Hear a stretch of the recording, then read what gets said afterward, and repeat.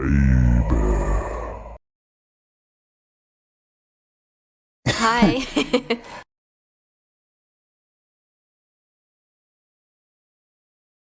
This has become your home for the last year or so, I guess. It has been 10 months of my home thus far, yes. Have you shot in New York before? Have you shot a series in New York before? I shot Kashmir Mafia. We only did 7 episodes before the writer's strike, and then we pulled the plug, and then we never came back. So You kind of got killed by the writer's strike in that case. we got killed by the writer's strike. Yeah. People were actually into that show. That was like a very People kind of really loved the show, Kashmir Mafia. They were. I mean, people run up to me all the time on the street. They're, I loved your show, Kashmir Mafia. I'm like, oh my god, we only did 7 of them.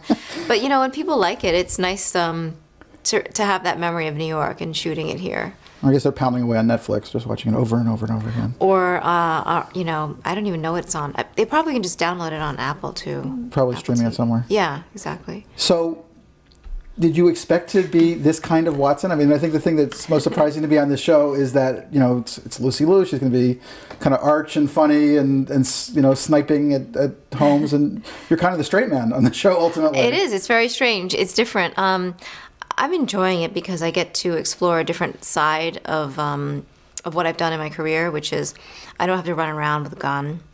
I don't have to fall. I mean, I did a season of Southland the year before, and it was really fun. It was amazing, completely different. I mean, it was very raw. And being here, it's a little more, it's more scripted. It's a very specific, it's network, so it's different from cable. So there's something just very polished about it, and something that you can, I mean, Rob Doherty, who's the executive, is incredibly collaborative. So we get to really kind of say, hey, it wouldn't be interesting to have Watson have a therapist, you know, so that you can get her inner thoughts as well, that you don't really access because she's so busy taking care of Sherlock because she's his sober companion, you know. But now that she's sort of breaking out of that mode, it allows her to, I don't know, allows the audience to explore her in a different way as well. She makes mistakes. She's trying. She doesn't like to fail.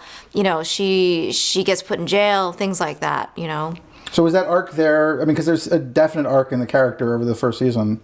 Was that arc there from the minute you started? Was that a conversation you had, or is it kind of each script comes and it's a new surprise? It was absolutely an art. We discussed it beforehand because we were like, how do we keep her interesting if we keep her the sober companion the entire time? And that can get a little, you know, dangerous because you don't want it to become, how do I say it? Just somebody who's nagging and constantly sort of, you know, being the emotional blanket. And we didn't want that. We wanted to make sure that she was strong and had her own personality and had her own life. So we've incorporated her family and her friends and things like that to help make it a little more colorful.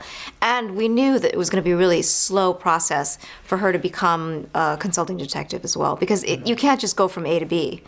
You know, it's not believable, and I think even though it's network television, we want it to be somewhat believable, that you can see how she has a knack for it, or how she helps him or makes him better, or is a partner to him, or that he finds her useful, or he respects her. I think the most important thing in the literature is that Watson is very well respected by Sherlock, and I think if you're not respected and you're not smart enough, he would just, you know, smash you like a fly. So you're just smart enough for him to... I'm just eking by. And, you know, I think her medical knowledge also helps a lot, too. I think but I get the feeling in the show that she feels like she's just eking by sometimes. Like she is. I think she's just kind of, I mean, I think there are moments where she's just riding by the seat of her pants, because first of all, she's dealing with a personality that's very different from what she's, you know, familiar with. Second of all, she's dealing with something she's unfamiliar with. You know, she's dealing with somebody who's used to being at crime scenes where there's, you know, somebody's been bludgeoned and killed, and I mean, she's used to seeing that probably, but at the hospital, she doesn't show up and, you know, what's happening at the crime scene. So it's very different. And I think in the beginning we did sort of touch upon that, where she'd show up and he's like, stop being so, you know, squeamish about it, and she's like, look, this is not something that's the same thing as when you know, the person shows up at the hospital. You know, this is the crime scene where there's, you know, they've been bludgeoned, they've been killed, there's, you know, there's handprints everywhere. Yeah, there's things going on. Yeah. So has that challenge been fun? Have you found it challenging, or is it just another, I mean, obviously it's not just another gig, but is playing a role that is so relatively low key something you have to look for as an actor? I think so. I mean, I don't know if you look for it. I think it sometimes comes to you. And I think for me to play a character that is so immersed in that kind of history and literature, It was a really great honor, and it was also very intimidating just because it's so well loved, the character of Watson. And it has also morphed over the years. I mean, I think in the literature itself, Watson is somebody who is, narrating Sherlock and is a very close friend and partner to him, and is invited to come to crime scenes. But I think in the other films and other television shows, Watson became somebody who was sort of a little bit bumbling and ended up having his foot in the bucket, and you know what I mean? So we kind of had to work away from that. And, in a lot of the interviews we had in the beginning, a lot of people said, what's it going to be like? You're going to be the sidekick. They label Watson as the sidekick or as the foil, and, it wasn't an insult to me. It was more like, I guess that's what you've seen before, but we're trying to do something quite different. And you do have to have that tension between two characters, I think, in order to make it interesting and dramatic and make it work. Because you don't want that to be sort of like, oh, I'm just sticking around. I'm just, every time he turns up, I'm his shadow. And you want to make that something. And I think there's a deep mystery about Watson that we don't really know about in this particular incarnation. So do we think we're ever going to find out exactly what her mysteries are? You're going to find some things out in season 2, a little bit about what happened with her in the medical industry and why she was asked to leave or kicked out. And I think that, it's nice to have that dialogue with Rob because he's keeping it open. I mean, he'd like to touch upon, A, B, and C. Right. But let's say if A gets really interesting, maybe we'll just jump to C and we won't get to B. But I'm open to it, and I feel like for the first time in my career, I've been incredibly patient with this character and understanding her and allowing her to grow and, watering and putting the sun, but not going and like looking at it every day and seeing, what have you done today? Where are you? You haven't popped up yet, to allow that character to sort of bloom on a very, it's more cathartic actually to do that as opposed to have it, have an idea of exactly where she's going and where she is right now. Sometimes to have that be a little bit more amorphous and unpredictable is actually more interesting, and for me at this point in my career to sort of play that. Well, pretty rare in television in general, and certainly network television. And the show feels like the showrunners are trying to do that. Like they're not. It's not a very special episode with Watson. Right. She's going to 5, 6, 7, 8. She's going to break into song. But I mean, it feels like they're definitely keeping it low key, and a lot of this stuff is pretty subtle, including Moriarty. And they're not really like jumping to let's make this something that you can expect the same show every week. Right. Well, I don't know because I don't even get to watch the shows live because I'm working all the time. But I'm glad to know from the audience's standpoint that they find it, dark and interesting and it's a little bit off kilter, and we play it so that it's a little bit, we always say for the script it's a few inches off the ground, because it's like, well, how do you connect A to B all of a sudden and then we get to Z?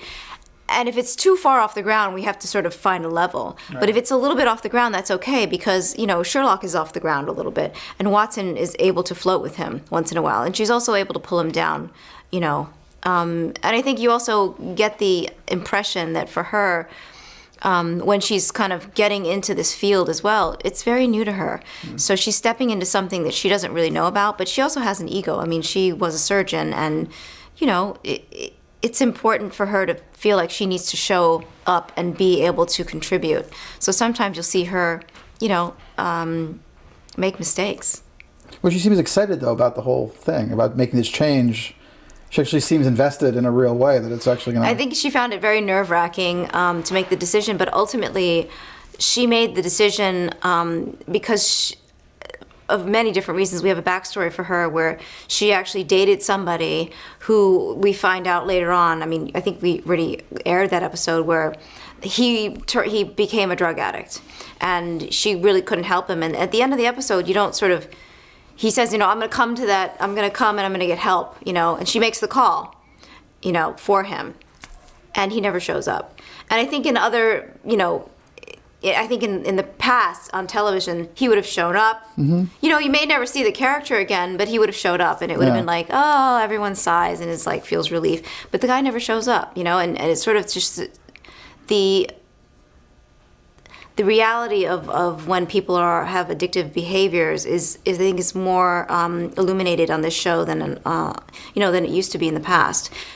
when somebody's sober, when they have an addiction, it's an emotional issue, and there's an undercurrent of absolute pain. And people don't understand. They say, oh, it's a disease, but they don't really understand what a disease is. Disease is something you can, punctuate with medication or with physical therapy, but this is not about that. It's something that is incredibly difficult to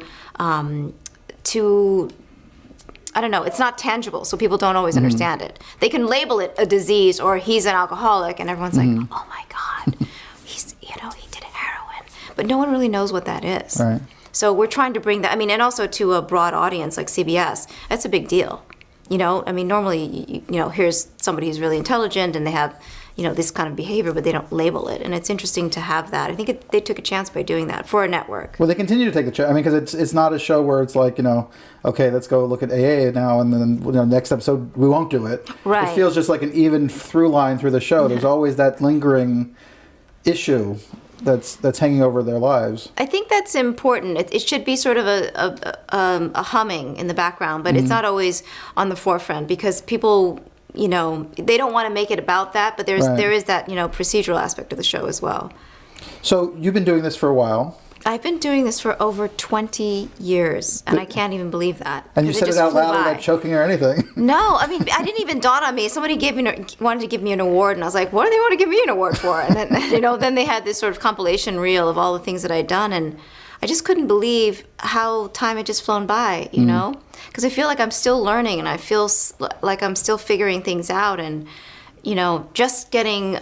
I'm not comfortable. I'm still figuring it out in a way that, it feels good. It feels fresh. And I'm like, how did that fly by so quickly? So is IMDb accurate that your first on-camera role was on 90210?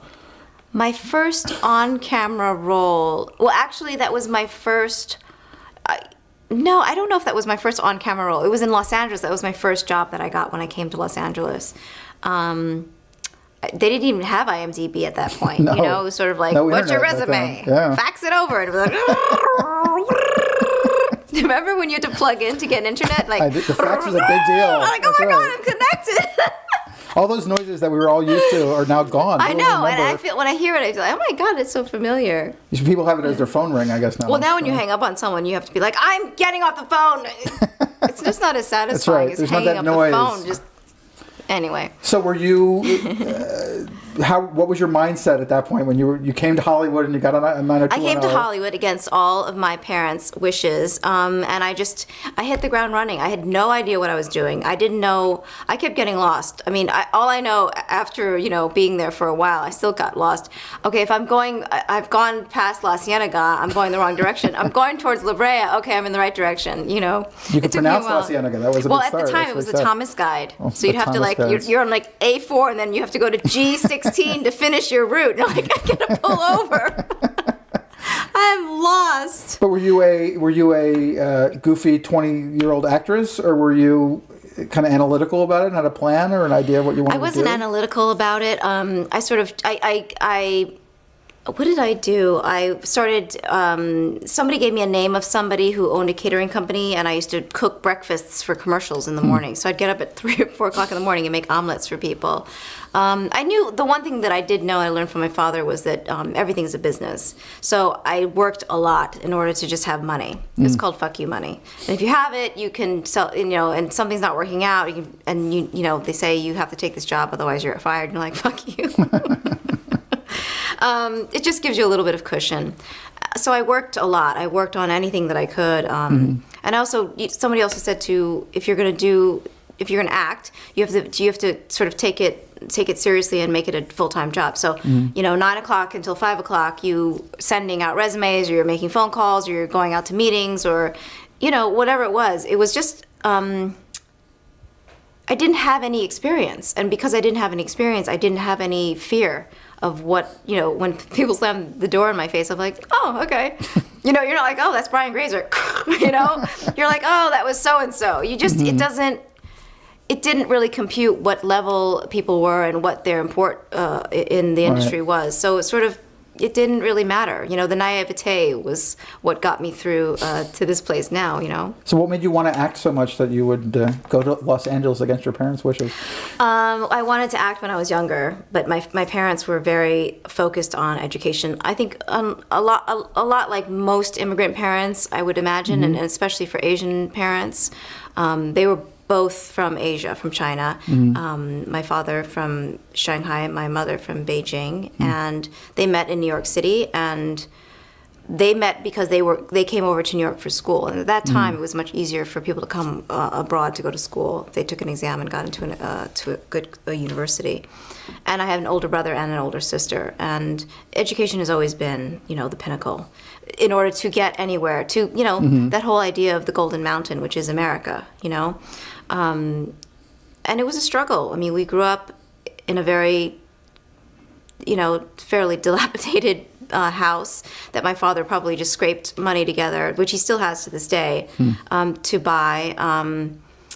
You know, my parents worked all the time. We were latchkey kids. As soon as we were probably up and running, they were just out the door working, and we just took care of ourselves. And to me, acting was just a dream, a romance, like somebody on television. But at the same time, there were no role models. There wasn't anyone there that I could, you know, there was from Barney Miller. Jack Sue. The great Jack Sue. Come on. Love Jack And I was Sue. like, oh, he's so dry and funny, you know, and he's Asian. Look how cool. And of course, there were the Calgon ads. Right. And that was pretty much it. But it still didn't make me, you know, it didn't deter me from thinking that it was possible. I don't know. I watched Three's Company, which was illegal in our house, to watch two women living with one man, you know. There were So no one forget was about doing married. it. You couldn't even watch it. It was. We weren't allowed to watch that. We would just sneak that in, you know. And we hear them coming. We're like, oh my God, shut the television. And we'd spill food, you know, which we were supposed to be eating in the living room anyway. Your parents were the ropers. In this My parents were the ropers. I don't know. It was terrible. Yeah, exactly. I don't know. It's been a really exciting, you know, lifetime being in this creative world. And was that it though? I mean, did it seem Things have glamorous, changed or so did it much. seem like you just wanted to perform and be creative, or? it was always about performing and being creative. You know, I would always say to my team of people, like, I really don't care about the money. Let's just make the deal. Like, don't ever say that again. You know, because their idea of everything was negotiation. And for me, it's like, I really want to do the work. I really want to do something different. I want to be creative, and, you know, and I understand there's a system. I mean, you know, it's a machine, and there's so many different cogs that make it work. And to even work in this industry is kind of a miracle. I mean, that being said, the industry has changed quite a bit. Now it's internet. Now I mean, you almost can't keep up. There's so many different channels. I mean, there's no way you can, you know, if you want to watch something, you can download it, you know, maybe at the end of the season. But it's just a different lifestyle. I mean, now there's reality shows too. And I have to say, when I look at a photograph, I don't even know who 3/4 of the people are anymore. I'm so out of the zeitgeist. It's crazy. Well, you're over 20 now. So it's like people forget that the entire industry, film and television, is really kind of, some television is a little different, but a lot of it's aimed for people under 25, Well, particularly also, movies. but the reality idea to me is strange, to follow somebody in their life when, you know, we're supposed to be, I mean, as actors in this creative field, we're representing people, do you know what I mean? And so we're people that we think, you know, we're creating a character of somebody, and then there's people who are themselves, that's who they are, and they're becoming famous off of that. It's just a very strange entity, because it's sort of like when you go and see a show, you break when you break the wall, Right. but why are they talking to the audience? They should be talking to one another. So it sort of, to me, it feels strange when they break that, when the reality show sort of comes up and it crops up and it becomes something that is, you know, is it real or is it not? That's my question. So we're not expecting you on Dancing with the Stars or Splash or... When I'm on Dancing with the Stars, you need to pull the plug on me. It's all over. It's done. It's done. And scene. So was there a time where you felt yourself become the pro, that you like made a transition and all of a sudden you were a working actor and you were part of the industry, really? The strange thing is, you're always part of the industry, but it doesn't mean it's going to be consistent. So you'll do a show, my first show was Pearl with Rhea Perlman. It was a sitcom, and it was like, oh my God, this is amazing. I'm a regular on a show, and then that show gets pulled, and then you get onto something else, and then you hit Ally McBeal, and that will be a huge hit, and then you'll go on to movies, and you'll come back. I mean, it's sort of like it's a constant. Game of roulette. You never know what you're going to get. If you're going to put your money down, you can put your money down, and you can keep playing for as long as you want, and you can walk away from the table. And for me, it's just impossible because I don't know what else I would love more. And I think if once the passion dies for me, yes, I'll do something else. But it hasn't yet because there's so much to be explored, and there's so many ways to communicate that, and there's so many other opportunities to discover. I think. As an individual, to discover yourself in this medium. So you find the excitement. You've found the excitement over the years in project after project after project. I do, and also, what I've also found is this is something that I don't think that I'll do again. Like, you know what I mean? This is probably not the way I'll do this again. You sort of like you taste something and maybe it's not for you. And you end up working with people that you really enjoy, and you keep working with them in different formats and different mediums. So are you outcome oriented in terms of the product? Do you? No, I mean I can't be. I can't be, honestly, because you'll do a movie and you don't even know if it's going to get bought, or once it's bought, maybe nobody will go and see it. So there's very many levels of disappointment. There's steps of all of these things can happen, but it could be a huge movie that you're doing and nobody will go see it. So it really varies. Or, you do a small movie and everyone will go see it, but you made no money. So it doesn't matter really. It's like, what is your absolute goal? And for me, the creative aspect of something is the pinnacle, is probably the most extreme sport for me. Did you enjoy the fame game as you got into it, or is that a distraction, or just something that's part of the work, or? I think it's very strange because you start out. It's an intimate lifestyle, because you go to set and you create this family with all the people that you work with, and then you're basically dispersing entertainment. Hopefully, whatever you're doing is entertaining, whatever it's drama or comedy or action, anything like that. Whether it's television, theater, film, indies. And then when you get people who are excited about your work, that's wonderful too. But then when it gets to the point where people start to say, well, this person can only do this, or this person, or they become crazy, and you don't have any privacy, and people are photographing you, when you're with your family or friends in your own private time, it's sort of, that becomes a little bit off. And I know it's part of the system, and I know people have said that too, but it's so hard because you can't really have an off day. People will come up to you. You don't know if God forbid, a close family relative just died, and they want to take a picture, and they want to, and it's like, I'm helping somebody right now who's just, whose leg got amputated. Can you just give me a minute? Yeah. You just don't know. But I always love I know you're at dinner, but it always seems to me I see that a lot happening with actors. It's like, I don't really want to interrupt you. I'm really trying to be nice, but I know you're in the middle of a bite. But can you sign this? Most people are incredibly kind, and they're very sweet. So that's never a problem. I think that it just gets really disruptive when you don't have privacy in terms of really photographers. Because your life isn't really a reality show, and for me, I tried to stay away from, that kind of a trendy environment and things like that, because I don't know that it also cooperates with what I'm doing.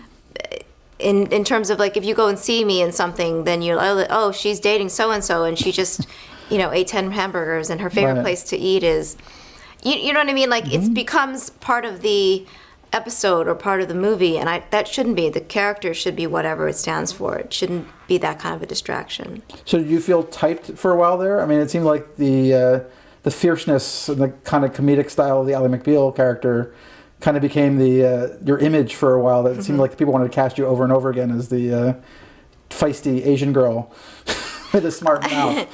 I think it's okay. Smart, I think it's okay to be feisty. I think it's okay to be spicy. I think all those things are wonderful. I think it's just the way you play it. I think it also makes a difference in how you portray a character. If you can't bring something special to the character, then to me it's not worth doing. And I don't think it always succeeds. I mean, you'll do something and you're hoping that it will, somehow come together, but you don't know in the grand scheme of things. You don't know what's happening behind the editor. And people will say, "Oh, what are you working on?" I'll never tell them after it comes out, because you never, you don't know if you're going to end up on the edit floor. So I don't know. I think that there is something really, wonderful about being able to do action, being able to be pretty fierce, being able to, because I don't know that everyone is always going to believe so-and-so is doing an action movie. That doesn't fly. And that's why I think Watson is such an interesting place to be right now, because I can be a more of an internal character and not sort of play this the stereotype of what people have thought in the past. Other things that I have done have not been as you described. They're a little bit more comedic, but they might not be as popular. They may not have been sold. They're there, but they just haven't been as embraced by the audience. Well, what's fun, I know it seems like sometimes people hit a moment, and that becomes the thing that everybody wants to, Hollywood always wants to type everybody, always wants to put them in the box. And it seems like you've worked pretty hard to avoid the box. And this show, more than anything, this show really, as I say, it's not the show that you necessarily expect either from the Holmes Watson thing or from, you as an actress, your history as an actress. It's kind of like, oh, this is actually refreshingly, quality drama. That's nice, thanks. Well, it just feels like there's a real sincere effort there, as opposed to kind of what we expect or what we're been told we should expect or whatever. I think there's something really wonderful about people loving to see your character kick ass. I think there's something wonderful about, for me, going to see a movie where there's action, and it's sort of the adrenaline of that and the excitement of that, because it's sort of larger than life. I think watching characters be larger than life is exciting because it takes you out of your own world. But I also think that, the challenge for me and for my team was not so much being able to do this character, but being able to show other people that this is possible too. And to me, I don't know if it's about stereotyping. It's about feeling comfortable. If somebody's comfortable with that and they know that that's a box office sale and that's something that they can deliver, let's hire that person. Right. So it becomes, like if you know that you're going to have this cereal and it's going to taste like this and you want exactly that, then why not buy it? Right. And I understand that, but it's sort of like you can never make that taste very different. But as an actor, the whole point is to be able to change and to represent yourself in a different way. And that's all about taking chances. Well, it seems the action people you have worked with have been pretty high level. I mean, you seem to have made pretty good choices in terms of who I've been you want very to work lucky. with. I've worked with great people. One of my biggest heroes, to be honest, was Jackie Chan. Just growing up watching him in Drunken Master and being able to work with him on Shanghai Noon so long ago was just really a thrill for me. So does it all seem in perspective what you expected when you were 20 years old or 17? It's much bigger than I ever imagined. I never thought that... when you think you want to become an actress, you know what direction you want to go in, but you forget that I never made a list of the people that I wanted to work with. And I've gotten so lucky, and I didn't really imagine specific people, and they really change your life, and they become part of your life, and that becomes your family. And you might not see them again for a while, but you always have that contact and that connection, and that some of the directors I've worked with. So it's been a real dream come true, to be honest. And your parents now approve? Well, my parents don't understand what I'm doing exactly, but I have to say that my mother loves the show. She used to watch Columbo, and it was, for her it was her favorite thing. And I think having a mystery and the idea of something comes up, there's a crime, it's solved.